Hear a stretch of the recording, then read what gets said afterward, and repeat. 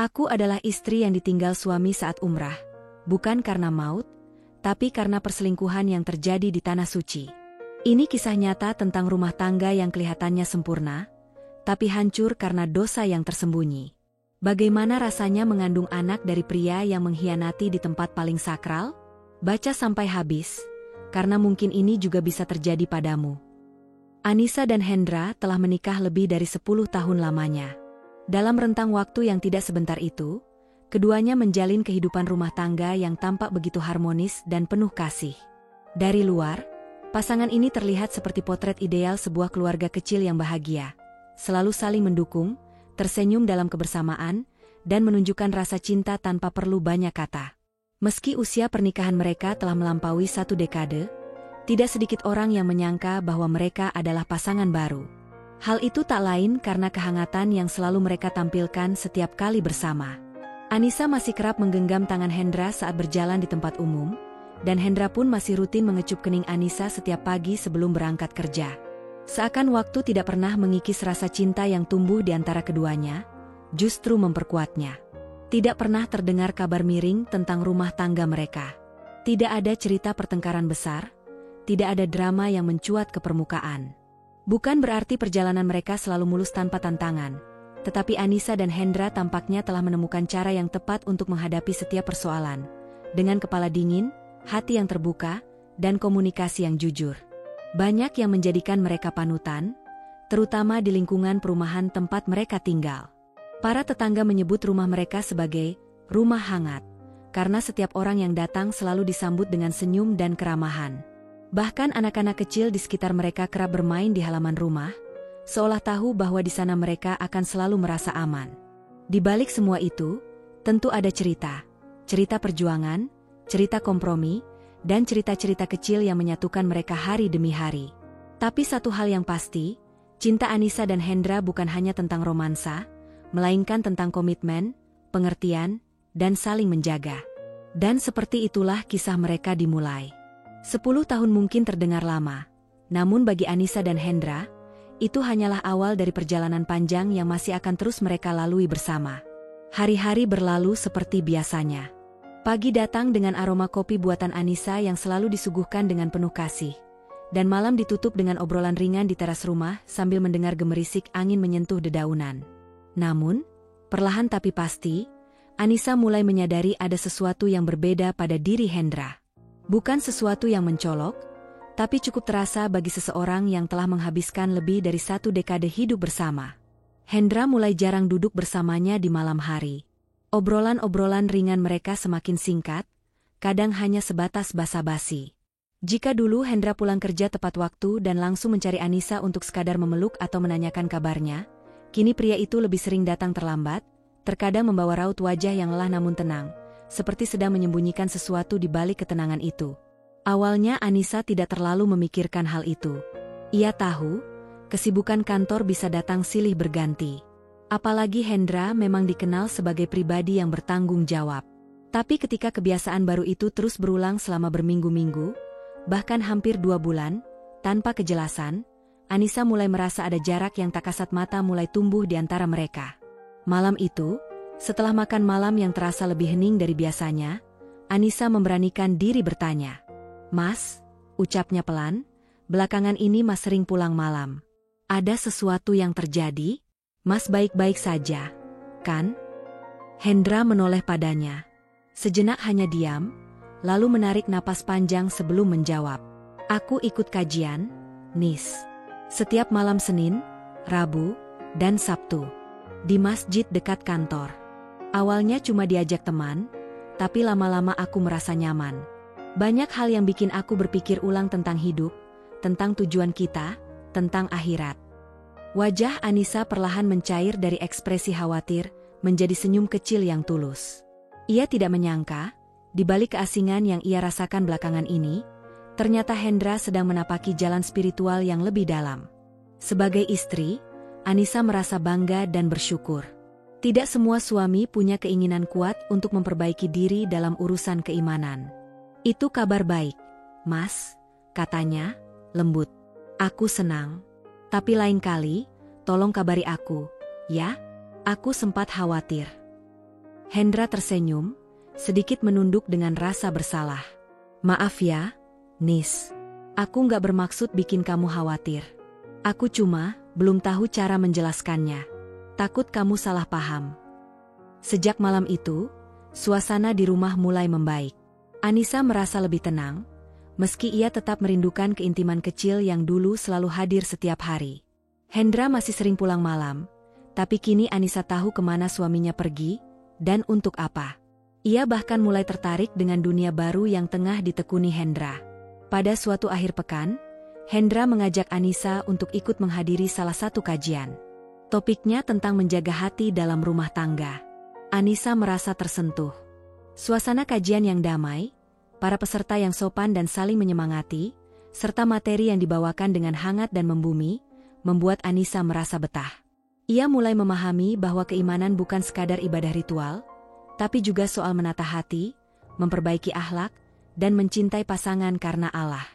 Setelah pertemuan itu, Anissa mulai rutin ikut kajian, tidak selalu bersama Hendra, tapi cukup sering untuk merasakan getaran perubahan dalam dirinya sendiri. Ia mulai lebih tenang, lebih sabar, dan mulai menikmati proses mendalami agama secara perlahan. Hendra pun senang melihat perubahan istrinya. Bagi mereka, ini adalah fase baru yang membawa harapan dan cahaya. Namun, seiring waktu, perubahan itu juga membawa tantangan. Hendra mulai semakin serius dalam mengikuti kegiatan keagamaan. Selain kajian, ia mulai aktif dalam komunitas masjid, membantu kegiatan sosial, bahkan sesekali menginap untuk itikaf atau mengikuti pelatihan keislaman di luar kota. Waktu kebersamaan mereka, yang dulu sangat lekat, semakin berkurang. Anissa kembali merasakan sejenis kehampaan. Bukan karena ia tidak mendukung suaminya, melainkan karena ia rindu kehadiran utuh dari sosok Hendra yang dulu selalu ada untuknya. Kadang, ketika malam turun dan Hendra belum pulang, Anissa duduk sendiri di ruang tamu, mengenang masa-masa saat mereka masih menghabiskan malam dengan menonton film kesukaan atau sekadar saling berbagi cerita. Perubahan ini, meski bermula dari niat baik, mulai menimbulkan dilema kecil dalam hati Anissa. Ia mulai bertanya-tanya, apakah jalan spiritual yang sedang ditempuh Hendra juga termasuk meninggalkan kebersamaan dengan pasangan? Apakah semua perubahan ini masih dalam batas wajar?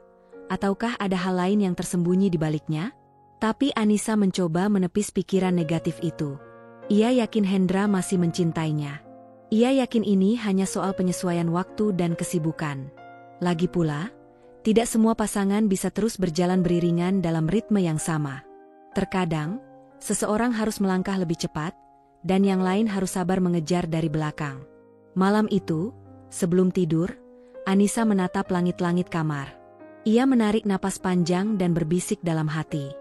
Ya Allah, jika ini jalanmu, kuatkan aku. Tunjukkan aku cara mencintai dengan benar, dan bimbing kami agar tetap bersama dalam ridhamu. Hidup bersama seseorang selama 10 tahun membuat Anissa paham bahwa cinta bukan sekadar soal perasaan, tapi juga tentang menerima perubahan, mendukung pertumbuhan, dan tetap bertahan meski arah angin kadang berubah. Waktu terus bergulir. Perubahan dalam kehidupan rumah tangga Anissa dan Hendra tak lagi bisa disangkal. Meski keduanya tetap saling menghargai dan menjaga satu sama lain, Anissa mulai terbiasa dengan kehadiran Hendra yang tidak lagi seintens dulu. Ia mulai mengisi hari-harinya dengan lebih banyak kegiatan sendiri, membaca buku, berkebun, menulis jurnal, dan sesekali mengikuti kajian daring yang lebih mudah diakses dari rumah. Apalagi kini, tubuhnya membawa kehidupan baru yang tengah tumbuh perlahan di dalam rahimnya. Kehamilan ini menjadi karunia yang telah lama mereka tunggu.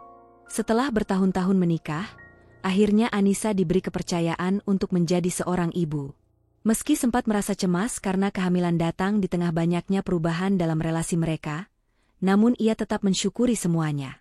Setiap tendangan kecil dari janin dalam kandungannya menjadi pengingat bahwa cinta mereka, bagaimanapun bentuknya kini, telah menciptakan kehidupan baru. Di tengah semua kesibukan dan penyesuaian itu, datang satu kabar dari Hendra yang membawa perasaan campur aduk dalam hati Anissa. Suaminya menyampaikan niat untuk menunaikan ibadah umrah.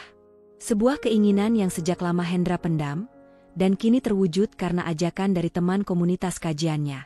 Rencana itu mendadak, namun tampak sudah sangat mantap. Semua telah diatur. Biaya sudah lunas, tiket telah dipesan, dan keberangkatan hanya tinggal menghitung hari. Anissa mendengarkan kabar itu dengan hati yang lapang. Tidak ada penolakan, tidak ada keraguan dalam mengizinkan.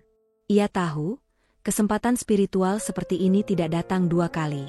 Ia memahami bahwa perjalanan ke Tanah Suci bukan sekadar tamasya rohani, tapi juga proses mendekatkan diri pada Tuhan secara lebih mendalam. Ia pun tahu bahwa Hendra sangat mendambakan momen ini, untuk bersujud di depan Ka'bah, memohon ampun, dan menata kembali hidupnya. Namun di balik keikhlasan itu, ada perasaan-perasaan kecil yang sulit dielakkan. Saat Hendra pergi, ia akan sendirian di rumah. Kehamilannya sudah memasuki bulan ke-8. Perutnya membesar dengan cepat, tubuhnya mudah lelah, dan kadang emosinya naik turun. Ia mencoba meyakinkan diri bahwa semua akan baik-baik saja. Ada tetangga yang siap membantu jika terjadi sesuatu, ada bidan langganan yang bisa dipanggil kapan saja. Tapi tetap saja, rasa sepi mulai menyelusup, seperti angin malam yang menyelinap dari celah jendela. Anissa tidak mengutarakan perasaannya. Ia hanya menyiapkan keberangkatan Hendra dengan hati-hati dan penuh perhatian. Ia mencuci dan menyetrika baju-baju ihram milik suaminya, melipatkannya dengan rapi, lalu memasukkannya ke dalam koper bersama kebutuhan lainnya. Ia juga menuliskan doa-doa kecil dalam secari kertas dan menyelipkannya di antara pakaian, berharap Hendra akan menemukannya saat di sana. Doa-doa itu bukan hanya tentang keselamatan dan keberkahan, tetapi juga tentang kerinduan dan harapan agar cinta mereka tetap dalam lindungannya. Hari keberangkatan pun tiba. Rumah pagi itu terasa lebih hening dari biasanya. Tidak ada hiruk-pikuk perpisahan, tidak ada pelukan panjang atau air mata yang jatuh. Anissa hanya berdiri di ambang pintu, menggenggam perutnya yang membulat sambil menatap Hendra yang perlahan berjalan menuju mobil yang menjemputnya. Ia melambaikan tangan dengan senyum tenang, meski dalam dadanya ada ruang yang perlahan mengosong. Sejak Hendra berangkat, hari-hari Anissa diisi dengan rutinitas yang lebih sunyi. Ia tetap berusaha kuat dan mandiri. Setiap pagi ia menyiram tanaman, memasak makanan bergizi untuk calon bayinya, dan melakukan olahraga ringan sesuai anjuran dokter. Namun malam hari menjadi waktu yang paling sulit. Dulu, suara langkah kaki Hendra pulang kerja, atau sekadar deru napasnya saat tertidur di sampingnya, menjadi penanda bahwa rumah ini tidak pernah benar-benar sepi. Kini, malam datang bersama keheningan yang pekat. Anissa lebih sering terbangun di tengah malam hanya karena bayi dalam kandungannya bergerak aktif, dan tidak ada siapapun untuk diceritakan tentang itu. Sesekali, Hendra menghubunginya melalui pesan suara atau panggilan video. Ia mengirimkan foto-foto Masjidil Haram, menyampaikan rasa syukurnya, dan mendoakan keluarganya dari kejauhan. Anissa tersenyum setiap kali menerima kabar itu, tapi tidak bisa menahan perasaan bahwa jarak di antara mereka bukan hanya soal ribuan kilometer, melainkan juga tentang waktu yang terus berjalan dan membawa mereka ke arah yang perlahan berbeda. Kepergian Hendra ke Tanah Suci bukan sekadar perjalanan fisik. Ia membawa serta harapan, beban batin, dan pertanyaan-pertanyaan yang tak mampu ia jawab selama ini. Di balik niat spiritual yang ia ungkapkan pada orang-orang di sekitarnya, sebenarnya tersimpan gejolak yang telah ia simpan cukup lama, konflik batin yang perlahan merambat ke dalam hubungan rumah tangganya bersama Anissa. Bukan berarti mereka telah bertengkar hebat atau saling menyakiti. Tidak ada lemparan kata-kata tajam, tidak ada pintu dibanting atau air mata yang jatuh di tengah malam. Konflik mereka bukan dalam bentuk drama besar yang mudah dikenali, melainkan dalam keheningan yang tumbuh perlahan, ketidakhadiran dalam kebersamaan, tatapan yang tak lagi sepenuhnya menyentuh, perhatian yang mulai tumpul. Keintiman yang dulu hadir dalam hal-hal kecil kini berubah menjadi formalitas yang kering. Hendra menyadari, ada jarak yang ia biarkan tumbuh. Ia terlalu larut dalam pencarian spiritualnya, tenggelam dalam semangat memperbaiki diri secara religius. Namun tanpa menyadari bahwa ada bagian penting dari kehidupannya yang tertinggal, istrinya. Ia tak pernah bermaksud meninggalkan Anissa, tetapi dalam upayanya mengejar kebaikan, ia malah menciptakan ruang kosong yang tak pernah ia sadari keberadaannya. Sampai kepergiannya ke Mekah menjadi cermin yang memantulkan semua kekeliruan kecil yang selama ini ia abaikan. Di Tanah Suci, Hendra berdiri di hadapan Ka'bah dengan dada yang penuh sesak. Ia berdoa, bukan hanya untuk keselamatan dan keberkahan, tetapi juga untuk kekuatan menata ulang kehidupannya. Ia menyadari bahwa pernikahan bukan hanya tentang menghindari dosa atau membangun rumah yang syar'i secara simbolik, tapi juga tentang hadir sepenuhnya, secara emosional, spiritual, dan fisik. Ia mulai mengerti bahwa dalam upaya menjadi pribadi yang lebih baik, ia tidak bisa hanya berfokus pada dirinya sendiri. Ada Anissa yang telah berjalan bersamanya selama lebih dari 1 dekade, yang kini tengah mengandung anak mereka, yang berjuang seorang diri menjaga rumah dan kehamilan mereka dengan penuh kesabaran. Sementara itu di rumah, Anissa menjalani hari-hari dengan ketenangan yang penuh rindu. Keheningan yang menyelimuti rumah mereka bukan lagi hal baru, namun kini terasa lebih sunyi dari biasanya. Ia mencoba mengisi waktu dengan berbagai kegiatan yang ringan namun bermakna. Menyulam pakaian bayi, menyiapkan perlengkapan persalinan, membaca buku-buku kehamilan, dan mengisi jurnal kecil tentang tumbuh kembang si jabang bayi. Setiap malam, ia berbicara dengan anaknya, menceritakan tentang ayahnya yang sedang jauh, memintanya tumbuh dengan kuat dan sabar menanti pelukan pertama. Di dalam dirinya, harapan tumbuh perlahan. Ia percaya bahwa perjalanan Hendra bukan hanya akan membawa oleh-oleh dari Tanah Suci, tapi juga membawa pulang semangat baru, kedamaian baru, dan cinta yang telah diperbarui. Anissa tidak menuntut banyak. Ia hanya ingin suaminya kembali sebagai lelaki yang utuh, bukan hanya secara spiritual, tapi juga secara batin. Ia merindukan kedekatan yang pernah mereka miliki, bukan sekadar dalam bentuk fisik, tapi juga dalam percakapan, perhatian, dan kehadiran yang nyata. Hari-hari berjalan lambat namun pasti. Kalender di dinding menjadi saksi perjalanan waktu yang terus bergulir. Perut Anissa semakin membesar, dan setiap gerakan dari dalam rahimnya menjadi pengingat bahwa kehidupan baru akan segera datang.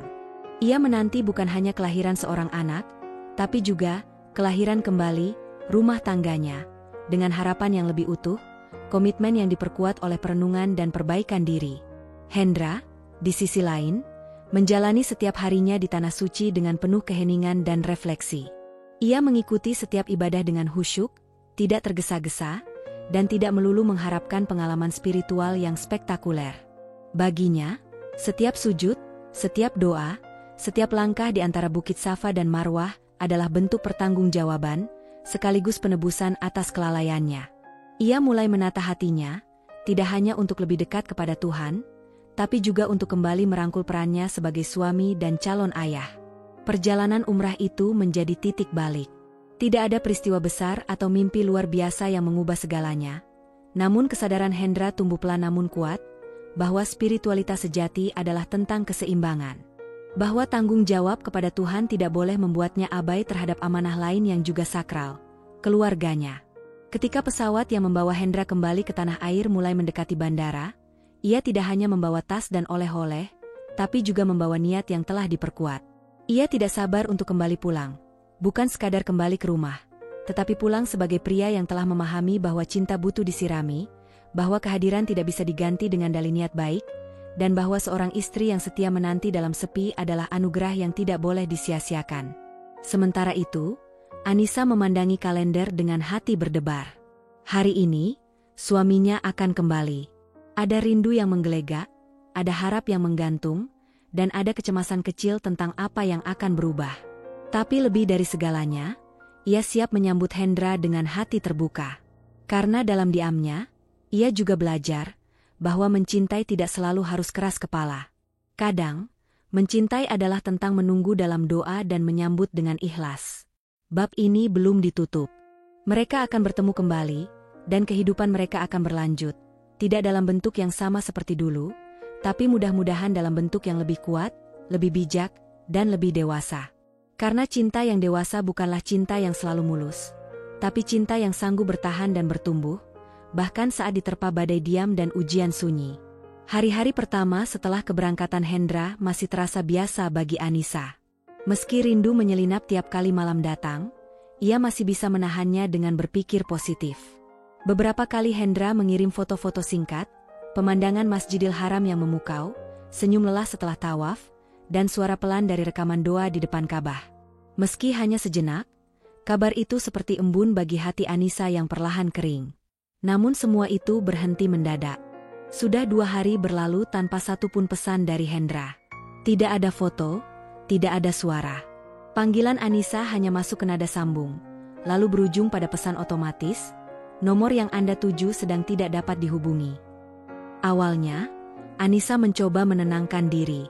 Ia berpikir mungkin Hendra kelelahan, mungkin sinyal di penginapan buruk, atau mungkin sedang fokus beribadah.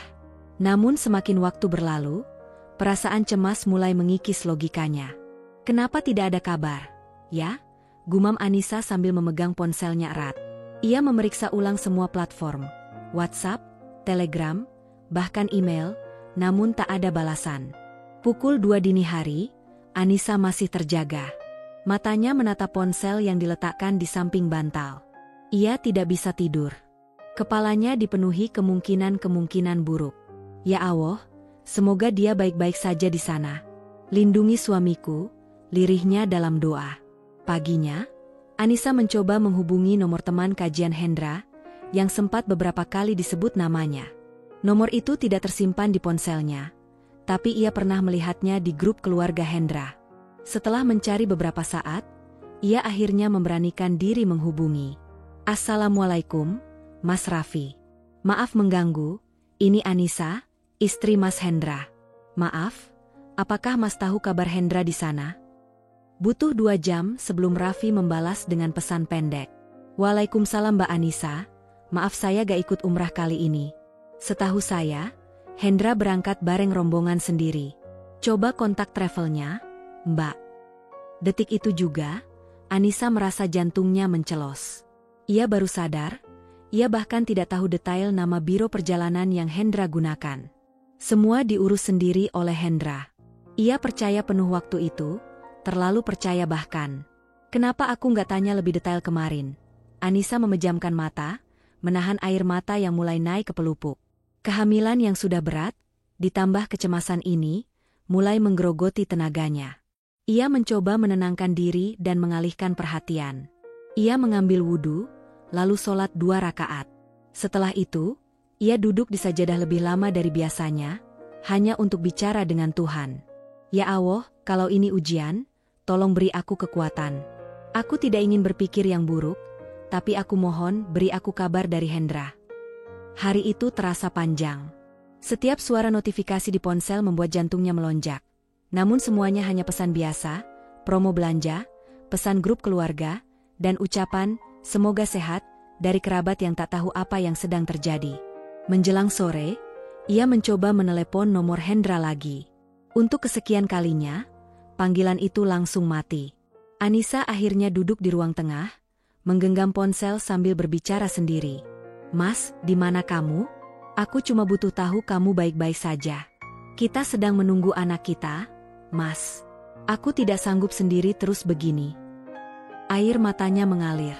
Ia tidak lagi mencoba menahannya. Kali ini, ia membiarkan semua kekhawatiran tumpah, tanpa topeng ketabahan. Pikiran-pikiran buruk mulai merayapi benaknya. Bagaimana jika Hendra tersesat, atau kehilangan barang-barangnya, atau bahkan ia berusaha menolak bayangan lebih buruk dari itu. Setelah berhari-hari tanpa kabar dari Hendra, rasa khawatir Anissa berubah menjadi ketakutan yang nyaris tak terbendung. Hati seorang istri, apalagi yang tengah mengandung anak pertama dalam usia kehamilan yang sudah besar, tak akan bisa tenang menghadapi hilangnya komunikasi secara total dengan suaminya di negeri orang. Kekhawatiran bukan hanya tentang ketidakhadiran secara fisik, tapi tentang kemungkinan terburuk yang bisa saja menimpa seseorang di tempat asing. Sakit, kecelakaan, atau yang lebih buruk lagi. Anissa yang awalnya hanya menunggu dalam diam dan doa, kini merasa perlu mengambil tindakan nyata. Setelah mencoba menghubungi berbagai teman Hendra dan tidak mendapat informasi yang memadai, ia memberanikan diri menghubungi biro travel yang mengatur perjalanan umrah Hendra. Meskipun Hendra tidak pernah memberinya rincian lengkap, Anissa berhasil melacak nama biro itu dari potongan percakapan yang dulu sempat Hendra sebutkan, juga dari bukti transfer yang masih tersimpan di rekening bersama mereka. Ketika akhirnya berhasil tersambung dengan pihak biro, situasinya segera berubah menjadi urusan yang lebih serius. Pihak agen mendengarkan laporan Anissa dengan penuh perhatian. Mereka pun mengakui bahwa sejak 2 hari terakhir, Hendra memang tidak terlihat mengikuti rombongan yang dijadwalkan. Awalnya, mereka menduga Hendra hanya sedang beribadah sendiri, banyak jamaah yang memilih menyendiri dalam perenungan. Namun setelah laporan dari Anissa, biro mulai menyadari bahwa ini bisa saja lebih dari sekadar jeda pribadi. Tidak lama setelah laporan itu masuk, biro travel segera menghubungi koordinator lapangan mereka di Mekah. Situasi berubah menjadi darurat. Prosedur pelacakan pun dimulai. Pihak biro menyerahkan informasi kepada otoritas lokal di Arab Saudi, yang kemudian diteruskan ke kepolisian setempat. Karena kasus ini melibatkan warga negara asing, khususnya dari Indonesia, maka Konsulat Jenderal Republik Indonesia di Jeddah segera dilibatkan. Konsulat merespons dengan cepat, sebagaimana protokol mereka dalam menghadapi WNI yang hilang di wilayah hukum Arab Saudi. Mereka meminta data lengkap, foto Hendra, identitas paspor, kronologi terakhir komunikasi, hingga ciri-ciri fisik dan pakaian terakhir yang dikenakan. Semua data itu dikumpulkan dan dimasukkan ke dalam sistem pelacakan. Aparat keamanan Saudi, bersama dengan petugas dari konsulat, mulai melakukan penelusuran berdasarkan titik-titik yang biasa dikunjungi jamaah umrah, pelataran Masjidil Haram, area penginapan, serta jalur-jalur sutle transportasi antara tempat ibadah dan hotel. Di Indonesia, Anissa menunggu dengan hati digantung. Ia tidak lagi bisa menelan makanan dengan tenang. Tidurnya semakin tidak nyenyak. Seringkali dibayangi oleh mimpi buruk dan keinginan untuk tiba-tiba bangun dan mendapati semua ini hanya kekeliruan. Tapi tidak. Ini kenyataan. Dan kenyataan itu kini menjadi ujian besar bagi keteguhan hatinya. Meski secara medis ia diimbau untuk tidak terlalu banyak berpikir dan menjaga kestabilan emosinya demi kesehatan janin, Anissa tetap bersikeras memantau perkembangan dari jauh. Setiap hari, ia berhubungan dengan pihak biro dan bahkan sesekali berkirim pesan ke staf konsulat yang menangani kasus ini. Ia tahu ia tidak bisa terbang ke sana, tidak bisa mencarinya sendiri. Tapi setidaknya ia bisa memastikan bahwa pencarian terus dilakukan, bahwa suaminya tidak dilupakan di tengah keramaian Tanah Suci. Proses pencarian pun berlangsung intensif. Aparat memeriksa rekaman CCTV di sekitar pelataran masjid dan hotel. Mereka menyisir tempat-tempat umum yang kerap menjadi titik hilangnya barang atau orang, seperti ruang penitipan, toko-toko, dan pos keamanan. Dengan bantuan teknologi dan sistem keamanan Arab Saudi yang ketat di kawasan suci, mereka terus menelusuri setiap kemungkinan. Bersamaan dengan itu, informasi tentang kasus ini juga masuk ke sistem internal imigrasi Arab Saudi untuk memantau apakah Hendra masih tercatat di wilayah kerajaan atau telah meninggalkan negara tersebut. Sejumlah rumah sakit juga dihubungi secara sistematis untuk memastikan bahwa ia tidak dirawat tanpa identitas akibat kecelakaan atau kondisi darurat lainnya. Proses itu tidak instan, namun setiap langkah memberikan secercah harapan bahwa Hendra akan ditemukan. Di sisi lain, staf KJRI juga berupaya melakukan pendekatan kemanusiaan terhadap para petugas setempat. Mereka menyampaikan bahwa Hendra adalah seorang calon ayah, suami dari perempuan hamil tua yang tengah menunggu dengan cemas di tanah air. Sentuhan empati itu kadang dibutuhkan agar pencarian tidak hanya berjalan sesuai prosedur, tapi juga melibatkan rasa tanggung jawab moral yang lebih besar. Setiap hari berjalan seperti sebulan bagi Anissa. Namun ia terus berusaha menjaga dirinya dan anak dalam kandungannya tetap sehat. Ia makan meski tak berselera. Ia tidur walau gelisah. Ia tersenyum di depan keluarga meski hatinya nyaris hancur. Karena ia tahu, jika ia goyah, maka bukan hanya dirinya yang akan menderita. Ada kehidupan lain yang harus dijaga, ada masa depan yang harus tetap dijemput. Di tengah penantian yang melelahkan, satu hal yang tetap ia genggam erat, harapan. Harapan bahwa Hendra akan ditemukan dalam keadaan selamat. Harapan bahwa keluarga kecil mereka bisa berkumpul kembali. Harapan bahwa badai ini, seberat apapun, akan berlalu. Dan di atas segala harapan itu, ia berserah. Ia percaya bahwa Tuhan tidak pernah meninggalkan hambanya dalam kesunyian tanpa alasan. Bahwa ada hikmah yang belum tampak saat ini, namun akan menjadi cahaya yang menyinari langkah mereka kelak. Matahari di Mekah sedang tinggi ketika dua aparat keamanan Arab Saudi, didampingi staf dari Konsulat Jenderal Republik Indonesia, mendatangi sebuah hotel kecil di pinggiran kota suci. Hotel itu bukan termasuk dalam area yang diperuntukkan bagi jamaah umrah resmi, dan justru dikenal sebagai tempat penginapan murah yang sering dihindari oleh biro perjalanan karena reputasinya yang suram. Informasi didapat dari hasil pelacakan GPS yang tersambung dengan nomor paspor dan sistem log penginapan. Nama Hendra muncul di daftar tamu hotel tersebut, bukan sebagai bagian dari rombongan jamaah, melainkan sebagai tamu individual. Fakta ini segera memantik kecurigaan yang lebih dalam, apalagi mengingat Hendra sebelumnya dinyatakan hilang oleh rombongannya sendiri. Sesampainya di kamar yang dituju, aparat mengetuk pintu secara formal namun tegas. Beberapa detik kemudian, suara pintu terbuka pelan. Di balik pintu, berdiri seorang pria yang terlihat kaget dan belum sepenuhnya berpakaian rapi. Matanya memicing melihat petugas, lalu membelalak begitu mengenali lambang konsulat RI dan seragam polisi syariah Arab Saudi. Dan di dalam ruangan itulah, sebuah kebenaran menyayat mulai terungkap. Terdapat seorang perempuan muda, bermata tajam dengan wajah khas Asia Tengah. Ia terlihat gugup, mencoba menyembunyikan wajahnya dengan selendang tipis. Pakaian keduanya tidak mencerminkan aktivitas ibadah.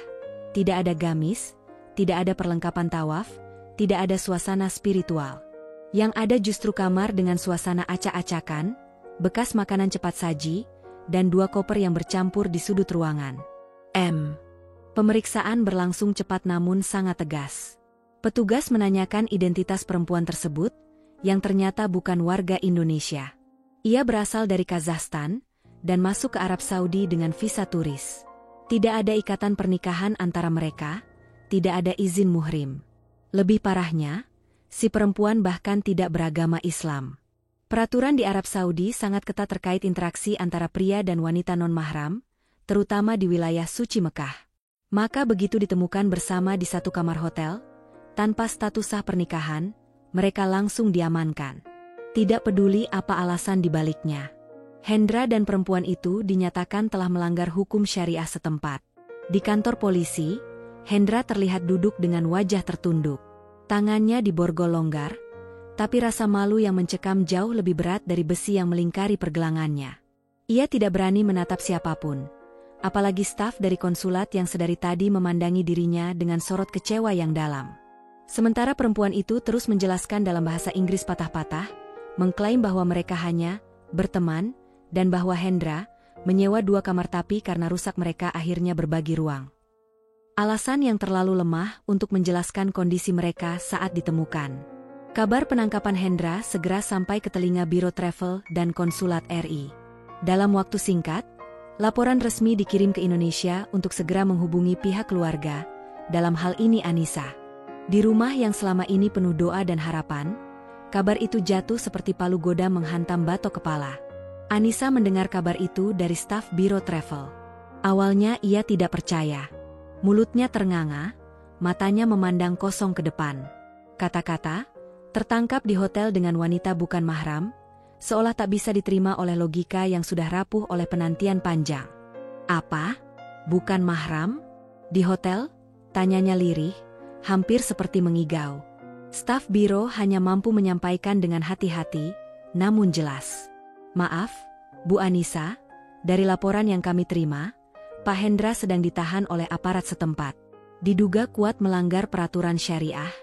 Kami tahu ini berat, tapi Anda perlu tahu apa yang sebenarnya terjadi. Dunia Anissa runtuh. Tangisnya meledak tanpa bisa ditahan. Bukan hanya karena rasa malu, bukan hanya karena dikhianati, tapi karena semua perjuangannya selama ini, semua pengorbanan, semua kepercayaan yang ia berikan, ternyata berakhir dengan sebuah pengkhianatan di tanah suci. Tanah yang seharusnya menjadi tempat seseorang bertaubat, bukan menyulam dosa. Ia berteriak di kamarnya. Menangis sambil memeluk perutnya yang besar. Ia memukul bantal, melempar guling, mengacak-acak sprei seakan itu bisa sedikit meredakan sesak di dadanya. Bersamaan dengan itu, kerabat dan tetangga mulai mendengar kabar. Di grup keluarga besar, desas-desus mulai merebak. Hendra ditahan di Mekah, katanya sama wanita asing. Apa benar? Kasihan Anissa, bisik-bisik itu menyebar seperti api membakar ladang kering. Sementara itu, di ruang tahanan khusus WNA di Mekah, Hendra hanya bisa termenung. Ia tahu, semua ini kesalahan fatalnya. Ia tahu, tak ada satupun alasan yang bisa membenarkan apa yang ia lakukan. Perkenalannya dengan perempuan bernama Alina itu bermula dari media sosial, platform yang baginya semula hanya sekadar hiburan saat merasa bosan dan terasing dalam rumah tangga. Komunikasi ringan yang awalnya hanya basa-basi, perlahan berubah menjadi candu. Alina memberinya perhatian, sesuatu yang ia rasa semakin jarang ia dapatkan di rumah. Ia menjadi tempat curhat Hendra, tempat pelarian emosional, lalu berubah menjadi hubungan yang lebih dari sekadar virtual. Hendra tahu itu salah. Tapi ia menepis nuraninya, meyakinkan diri bahwa ia hanya butuh teman bicara. Ketika akhirnya merencanakan umrah, Hendra dan Alina diam-diam menyusun rencana untuk bertemu di sana sebagai teman spiritual. Namun semua dusta, tak peduli sehalus apapun kata-katanya, pada akhirnya terkuak juga. Kini, ia tak hanya harus menghadapi hukum negara asing, tapi juga kemungkinan kehilangan segalanya. Istrinya, anaknya yang belum lahir, martabatnya sebagai suami dan ayah. Di Indonesia, Anissa sempat tidak bisa makan selama 2 hari penuh. Air mata terus mengalir setiap kali ia melihat foto pernikahan mereka di dinding ruang tamu. Ia teringat semua kenangan. Hari lamaran, malam pertama mereka, detik saat ia memberitahu Hendra bahwa ia hamil. Semua kenangan itu kini terasa seperti potongan-potongan dari kehidupan orang lain, bukan dirinya. Ia pun harus menghadapi tekanan sosial yang berat. Keluarga besar mulai bereaksi keras. Ada yang menyarankan agar ia memaafkan dan bersabar. Tapi banyak pula yang memintanya, mikir masa depan anak, jangan hidup dengan orang seperti itu lagi. Hidup Anissa berubah drastis dalam hitungan hari. Hendra akhirnya diberi akses terbatas untuk menghubungi keluarga dan pengacaranya di Indonesia. Ia mengirim pesan pendek kepada Anissa melalui perantara konsulat. Isinya penuh permohonan maaf, pengakuan dosa, dan harapan untuk dimaafkan. Tapi Anissa tidak langsung membalas. Ia merasa ada luka yang terlalu dalam untuk disembuhkan hanya dengan kata-kata. Dalam proses hukum yang berjalan cepat, Hendra dan Alina dijatuhi denda dan deportasi. Mereka tidak menjalani hukuman penjara penuh, karena status sebagai pelanggar pertama, dan adanya kerjasama diplomatik. Namun reputasi mereka, terutama Hendra, telah hancur di mata masyarakat dan keluarganya sendiri. Sesampainya di tanah air, Hendra tidak langsung pulang ke rumah. Ia memilih tinggal sementara di rumah orang tuanya. Ia tahu, tidak pantas baginya menginjakan kaki ke rumah yang telah ia nodai kepercayaannya. Anissa tetap diam.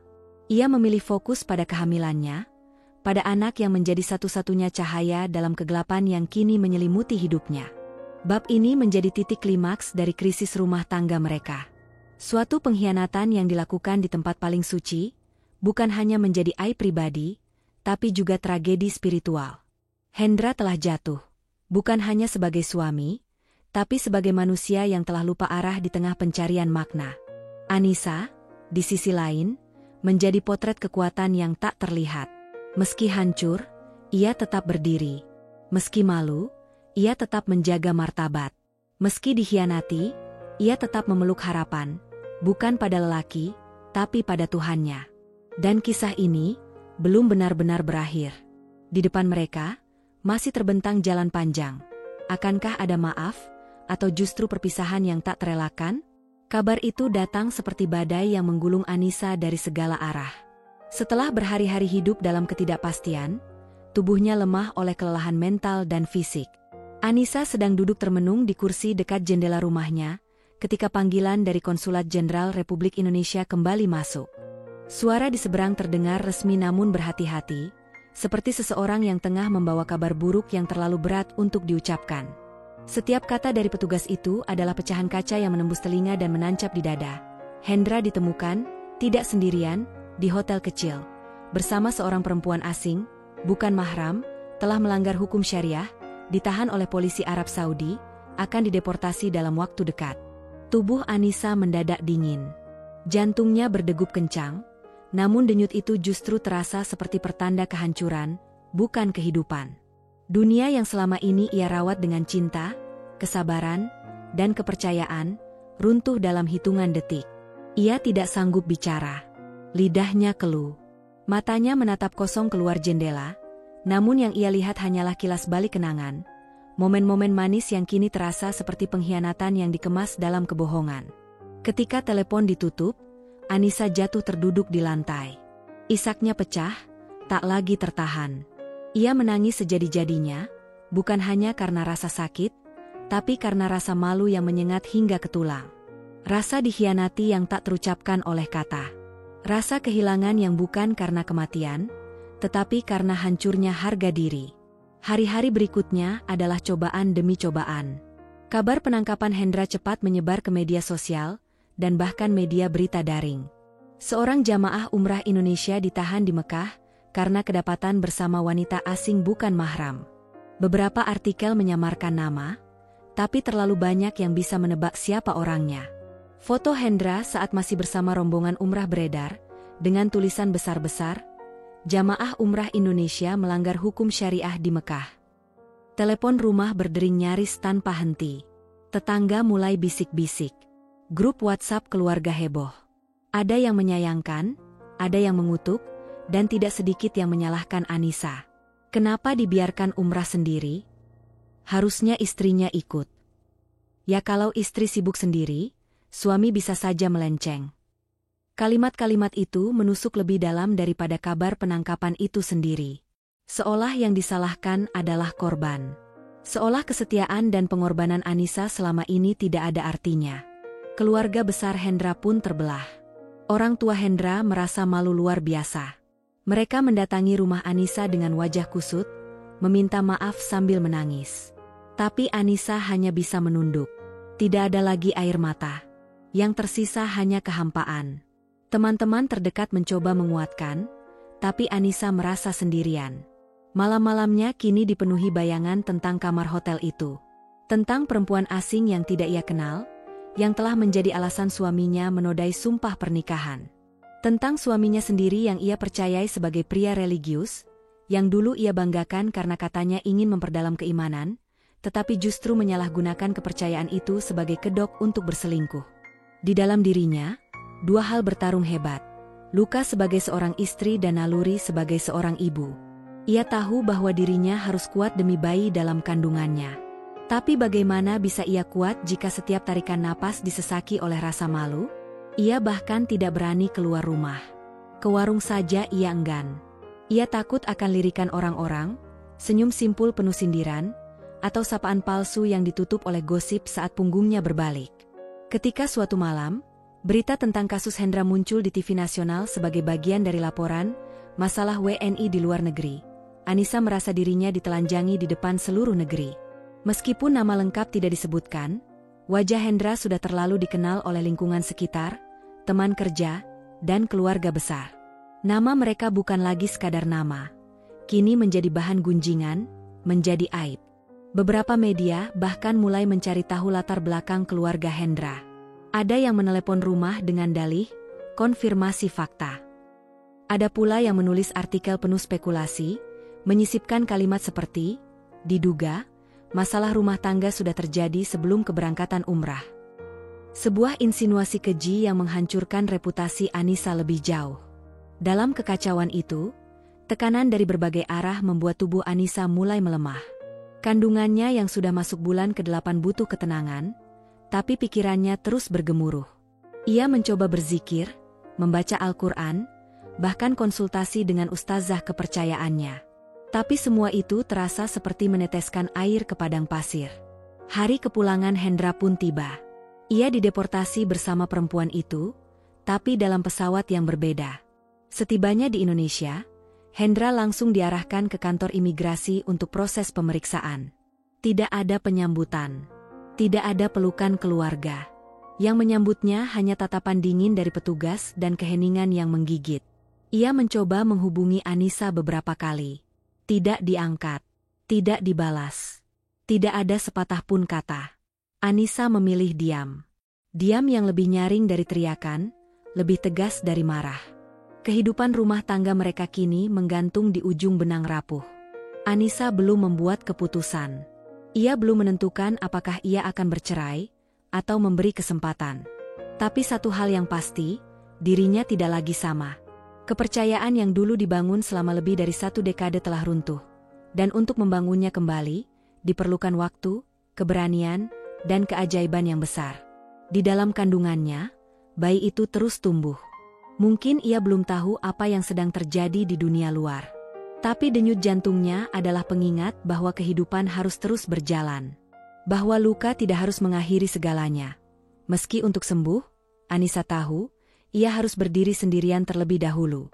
Dan dalam kesunyian malam yang panjang, ia menatap ke langit-langit kamarnya dan berkata dalam hati, "Jika semua ini adalah jalan menuju kekuatan, maka aku akan menempuhnya." meski harus terseok. Aku tidak tahu apakah aku masih mencintainya. Tapi aku tahu, aku harus mencintai diriku sendiri, dan anakku, lebih dari apapun sekarang. Setelah berhari-hari bungkam, pada akhirnya Hendra dan Anissa kembali bertatap muka. Bukan dalam suasana hangat seperti sepasang suami istri yang lama berpisah, tapi dalam pertemuan yang canggung dan dingin, seperti dua orang asing yang dipaksa duduk di ruangan yang sama, dengan sejarah panjang di antara mereka namun tidak ada kata-kata yang cukup untuk menjembatani jarak hati. Hendra datang sendiri. Rambutnya lebih panjang dari biasanya, matanya tampak cekung, dan tubuhnya kurus. Tapi penampilannya tak sebanding dengan beban batin yang ia bawa. Ia duduk di sofa ruang tamu rumah mereka, yang dulu ia isi dengan canda tawa, kini menjadi saksi bisu dari retakan cinta dan pengkhianatan. Anissa tidak langsung berbicara. Ia hanya memandang sekilas, lalu duduk di seberang, menjaga jarak. Perutnya yang besar menjadi pengingat bahwa ia sedang mengandung sebuah kehidupan yang sedang tumbuh, ironisnya, bersamaan dengan kematian kepercayaan yang pernah ia tanamkan pada Hendra. Hendra menarik napas panjang. Ia membuka mulut, suaranya lirih, hampir tenggelam dalam udara. "Aku minta maaf," katanya akhirnya, dan kalimat itu menggantung di udara seperti kabut dingin yang menyesakkan dada. Anissa tidak menjawab. Matanya tidak menangis lagi. Tangis sudah lama habis. Yang tersisa kini hanyalah detak jantung yang berat dan kepala yang berputar dengan berbagai pertanyaan. Hendra menunduk. Ia tahu tidak ada kata-kata yang bisa menghapus apa yang telah ia lakukan. Tapi ia tetap merasa perlu menjelaskan. Setidaknya untuk dirinya sendiri, kalaupun bukan untuk Anissa. "Aku tahu semua ini salah. Apa yang aku lakukan di Mekah tidak bisa dimaafkan. Tapi aku harus jujur. Aku merasa rumah tangga kita selama ini kosong. Secara emosional." Ucapan itu membuat Anissa mengerutkan dahi. Ia tidak menyangka alasan itu yang akan keluar. Bukan tangis penyesalan. Bukan pengakuan bahwa ia dikuasai nafsu atau silap sesaat. Tapi sebuah alasan yang, entah kenapa, terdengar seperti menyalahkan. Kosong secara emosional. Pikiran Anissa berputar. Ia mengingat malam-malam panjang menemani Hendra pulang kerja. Makanan yang ia siapkan. Ucapan-ucapan lembut yang ia berikan, bahkan ketika hatinya lelah. Ia teringat bagaimana ia mendukung keputusan Hendra ikut kajian, bagaimana ia rela membiarkan suaminya pergi umrah sendiri, demi kepercayaan dan niat baik. Apa semua itu tidak cukup? Hendra melanjutkan, suaranya lebih tegas namun tetap berat. "Aku merasa kita seperti sekadar hidup berdampingan. Rutinitas. Anissa sebagai ibu rumah tangga, aku sebagai pencari nafkah. Tapi kita tidak bicara dari hati ke hati lagi. Setiap malam kita tidur dalam satu ranjang, tapi rasanya seperti dua orang asing. Aku merasa kesepian." Setiap kata itu seperti pisau yang mengiris perlahan. Anissa mengatupkan rahangnya. Tangannya gemetar. Emosi bercampur. Marah, kecewa, malu, dan ya, luka. Luka yang dalam, yang tidak terlihat oleh mata, tapi terasa di setiap denyut nadi. Dalam hatinya, ia bertanya, apakah semua rumah tangga tidak punya fase seperti itu? Apakah itu alasan yang sah untuk berselingkuh? Di tanah suci pula, bersama perempuan asing yang bahkan tidak mengenal Islam, ia ingin berteriak. Ingin mengatakan bahwa kehamilan ini bukan datang dari malaikat, tapi dari kebersamaan mereka. Bukankah itu bukti bahwa mereka masih punya kedekatan? Tapi sekarang ia tahu, tubuh bisa berdekatan, tapi jiwa bisa terpisah jauh. Anissa berdiri perlahan. Ia berjalan ke arah jendela, menatap keluar. Hujan turun rintik-rintik, dan langit mendung menggantung di luar. Dalam diamnya, ia seperti berbicara pada dirinya sendiri. "Jadi, selama ini aku hanya sibuk menjaga rumah, menjaga kehamilan, menjaga reputasi keluarga, sementara kamu merasa kosong? Sementara kamu mencari pelarian dari kekosongan itu di media sosial? Dengan orang asing?" Ia tidak perlu jawaban. Karena apapun jawaban Hendra, tidak akan mampu menambal lubang besar yang telah menganga di hatinya. "Aku bukan robot, Hendra. Aku juga capek. Tapi aku bertahan. Demi kamu, demi anak kita, dan yang aku dapat adalah pengkhianatan." Hendra menunduk dalam-dalam. Rasa malu, bersalah, dan kehilangan menimpanya sekaligus. Ia ingin memohon kesempatan kedua, tapi kata-kata itu menggantung di tenggorokannya. Ia tahu, permintaan maaf mungkin tak akan cukup. Anissa memeluk perutnya. Air matanya menetes perlahan, tidak meledak, tapi mengalir dengan tenang dan memilukan. Ia tahu, luka ini tidak bisa sembuh dalam semalam. Ia tahu, tidak bisa memutuskan hari ini apakah akan memaafkan, bertahan, atau berpisah. Tapi satu hal yang pasti, dirinya tidak akan pernah sama lagi. Ia pernah menjadi perempuan yang penuh cinta dan percaya. Kini, ia menjadi perempuan yang harus membangun ulang dirinya dari reruntuhan kepercayaan yang diruntuhkan oleh orang yang paling ia cintai. Setelah pertemuan itu, Hendra pergi meninggalkan rumah. Ia tahu Anissa butuh ruang, butuh waktu. Mungkin butuh hidup tanpa dirinya, entah untuk sementara atau selamanya. Dan Anissa? Ia berdiri di tengah ruang tamu yang terasa hampa. Bukan karena tidak ada orang, tapi karena ia mulai mengerti bahwa kadang, seseorang bisa hadir bertahun-tahun tanpa pernah benar-benar hadir. Dan dari situ, ia tahu, penyembuhan bukan sekadar menunggu luka sembuh, tapi memutuskan untuk tidak membiarkan luka itu menentukan masa depan. Matahari pagi menyinari langit Jakarta dengan canggung. Langit biru pucat tak membawa harapan, hanya membungkus kota yang hiruk-pikuk dengan kesibukan orang-orang yang tidak tahu bahwa ada seseorang yang baru saja kehilangan segalanya. Hendra, pria yang dahulu disegani karena citranya yang religius dan keluarga yang harmonis, kini menjadi bayang-bayang dari dirinya sendiri. Proses deportasi dari Arab Saudi tidak hanya memupuskan ibadah umrahnya, itu juga mencabut seluruh lapisan harga diri yang pernah ia kenakan. Ia kembali ke tanah air sebagai lelaki tercela, bukan karena difitnah, tetapi karena memang melakukan kesalahan yang tidak bisa dibantah. Media telah menghancurkannya. Wajahnya muncul di potongan berita daring dengan berbagai judul menyakitkan. Jamaah umrah Indonesia terlibat skandal syariah, oknum suami gunakan ibadah untuk selingkuh, dan sejenisnya. Foto dirinya yang diamankan polisi, wajahnya ditutupi masker dan peci yang menunduk dalam, menjadi viral. Semua orang tahu. Semua orang menilai. Tidak ada tempat untuk bersembunyi. Dan yang paling menyakitkan bukanlah sorotan media atau cibiran publik, tetapi kenyataan bahwa Anissa tak lagi membuka pintu hatinya. Ketika ia mencoba pulang ke rumah setelah kembali dari interogasi imigrasi, pagar rumah tertutup rapat. Kunci rumah sudah diganti. Surat dari pengacara Anissa menunggu di kotak surat. Singkat, padat, tapi menghantam. Permohonan pisah tempat tinggal dan proses cerai yang akan berjalan secara bertahap setelah kelahiran anak mereka. Kini, Hendra tinggal di kamar kontrakan kecil di pinggiran kota. Seorang teman lamanya, yang masih bersimpati, membantunya menyewa tempat itu. Tidak banyak barang di dalamnya. Kasur tipis, lemari plastik, sejadah, dan cermin kecil yang menggantung di dinding. Ia menghindari cermin itu. Terlalu sulit menatap wajahnya sendiri. Hari-hari Hendra diisi dengan kesunyian dan penyesalan. Ia tidak lagi aktif di media sosial. Ponselnya tak lagi ramai. Telepon dari rekan kerja berhenti berdatangan.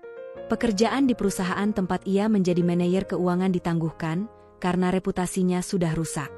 Tak ada yang ingin diasosiasikan dengan pria yang membawa aib bahkan hingga ke tanah suci. Setiap malam, ia terbangun dengan keringat dingin. Bayangan kamar hotel itu, perempuan asing itu, dan wajah Anissa, yang penuh luka dan kecewa, selalu muncul dalam mimpi buruknya. Ia membayangkan bagaimana Anissa menahan malu di hadapan keluarga besar, bagaimana ia menggendong perut besarnya sambil menerima kabar tentang pengkhianatan itu, dan bagaimana bayi mereka tumbuh dalam perut seorang ibu yang patah hati. Rasa bersalah berubah menjadi depresi. Ia mulai kehilangan selera makan. Tubuhnya yang dulu tegap, kini mulai terlihat tirus. Ia sering termenung berjam-jam, duduk di lantai, memeluk lututnya, menatap kosong ke tembok yang sama setiap hari. Kadang ia berpikir untuk menyakiti dirinya sendiri. Tapi setiap kali ia mencoba melawan keputusasaan itu, ia hanya bisa berdoa, memohon kepada Tuhan agar diberi kekuatan. Tapi ia tahu, Tuhan pun tidak akan memberinya pelipur lara jika ia sendiri tidak menyesali sepenuhnya perbuatannya. Sementara itu, Anissa menjalani hari-harinya dengan perut yang semakin besar dan langkah yang tetap tegar. Ia memilih pindah ke rumah ibunya untuk sementara. Meski ada desakan dari sebagian keluarga untuk mempertimbangkan, memperbaiki rumah tangga, Anissa tetap teguh. Baginya, kepercayaan yang telah hancur tak bisa direkatkan dengan sekadar janji atau penyesalan. Ia telah memberikan semua yang ia punya, bahkan waktu, cinta, dan hidupnya. Tapi ketika yang ia terima hanyalah pengkhianatan, di tanah suci pula, maka semua simpati itu sirna. Anissa tidak lagi menyesali apa yang terjadi. Ia tidak lagi marah seperti dahulu. Yang tersisa kini hanya tekad untuk memulai hidup baru, tanpa Hendra. Ia mulai menulis di jurnal hariannya lagi.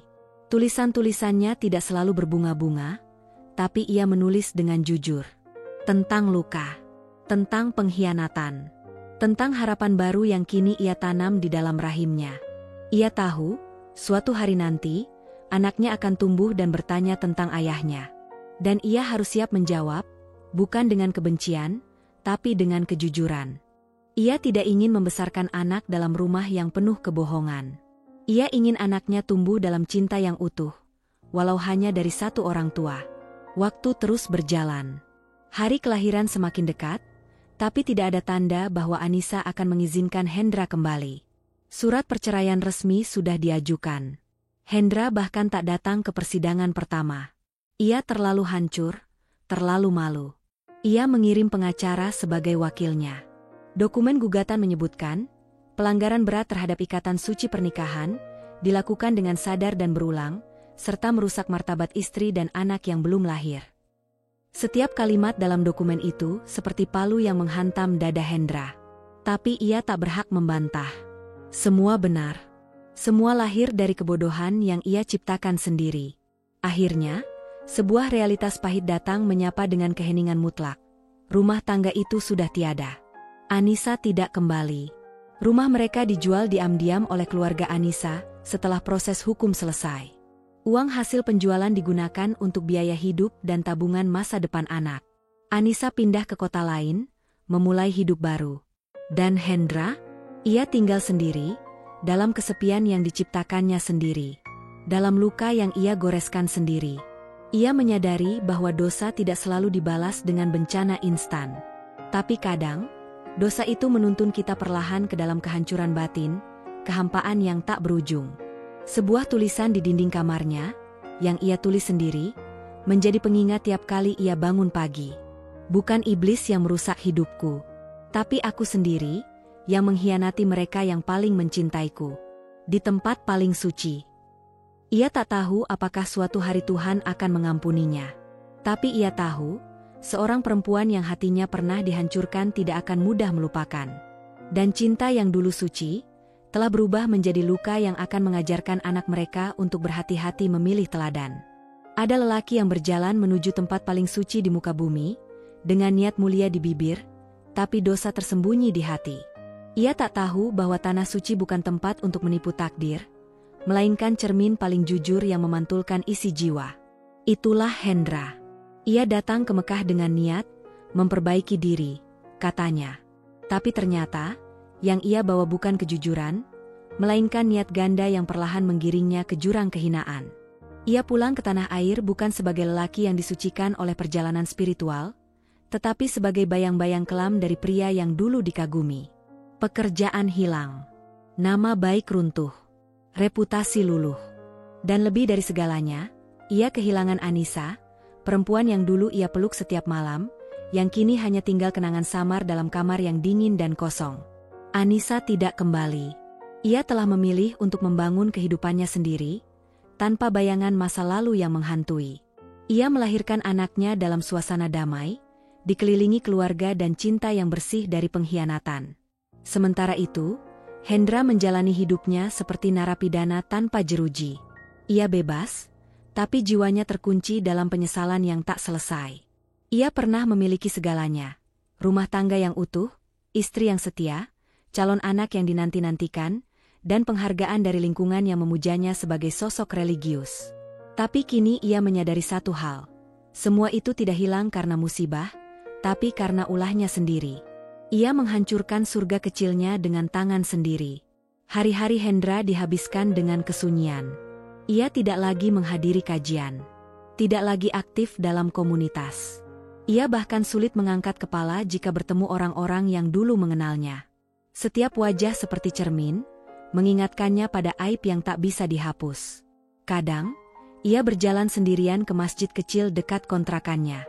Duduk paling belakang. Tak banyak bicara.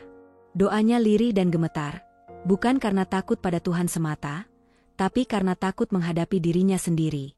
Setiap kali azan berkumandang, ia merasa seperti dipanggil bukan hanya untuk salat, tetapi untuk mengingat dosa.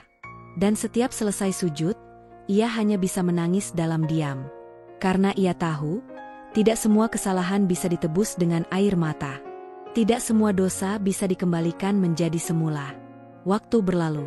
Dunia terus berjalan. Anissa perlahan menemukan keseimbangan dalam hidup barunya. Anak mereka tumbuh sehat, tanpa mengenal siapa sebenarnya ayahnya. Anissa tidak pernah mengajarkan kebencian, hanya mengajarkan kehati-hatian.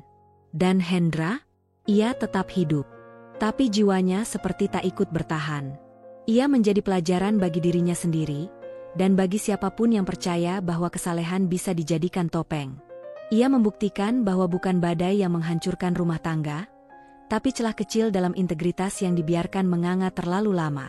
Kini, Hendra adalah lelaki yang kehilangan surga di dunia, karena lupa bahwa surga dibangun dari kesetiaan, bukan sekadar ritual.